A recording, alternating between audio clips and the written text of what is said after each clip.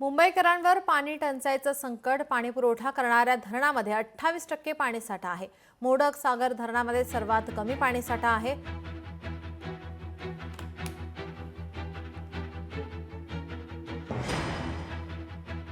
मोडक सागर धरणामध्ये सर्वात कमी पाणीसाठा आता शिल्लक आहे. त्यामुळे आता मुंबईकरांवर पाणी टंचाईचं संकट ओढावू शकतं.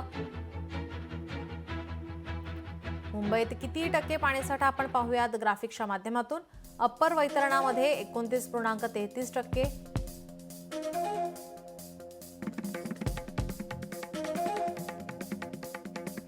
मोडक सागर मध्ये 23.31%, तानसामध्ये 22.59%, मध्य वैतरणामध्ये 33.60%, भातसामध्ये 27.52%, बिहारमध्ये 39.81%, तर तुळशीमध्ये 39.96% पाणीसाठा उपलब्ध आहे.